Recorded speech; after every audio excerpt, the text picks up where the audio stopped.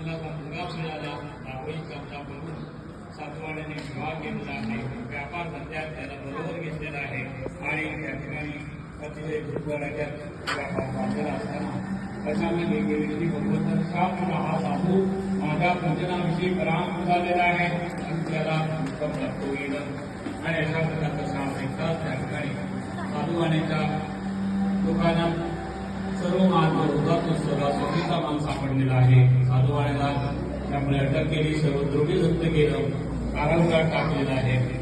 इकडे घरी सुद्धा जे काय द्रव्य होतं ते सुद्धा राजाने जप्त करून आणलेलं आहे आणि त्यामुळे घरात सुद्धा अन्नान्न परिस्थिती झाली.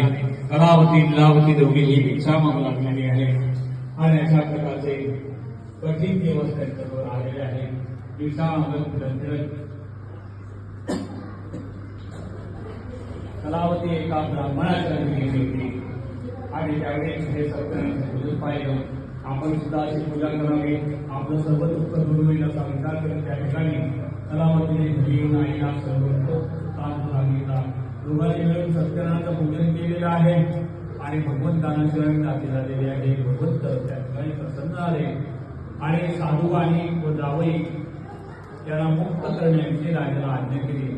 राजाला सांगितलं की राजा तुझ्या बंदिशाळेत जे दोन वैश्य आहेत ते निरपराध निर्दोष आहेत त्यांना लवकर मुक्त कर. आणि त्याप्रमाणे राजाने दरबार भरवला.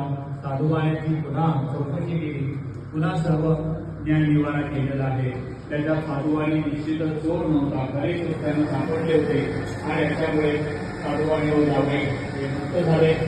त्यांचं सर्व द्रव्य दुर्पट करून देण्यात आलं आणि नंतर तो साधूबाई राजाचा निरोप घेऊन आपल्या नगरा देण्यास निघालेला आहे.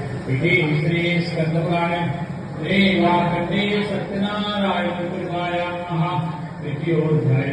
हरे नमो हरे नमः. श्री गणेशाय नमः. श्री सरस्वती नमः. श्री गुरुभ्यो नमः. या भगवान साधुमंगलाय पूर्विकाम ब्राह्मणाय दत्त्वा तदातो सत्यनारायण प्रभो जिज्ञासां सुखवान् साधो किमस्ति स्तवनौस्तुमः.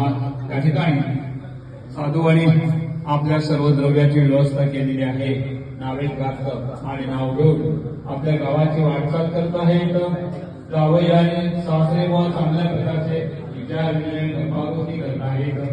अशा वेळी दुपार झाली पण त्याने नाव थांबवली आणि एका झाडाखाली तिथे विश्रांती करता बसलेले आहेत.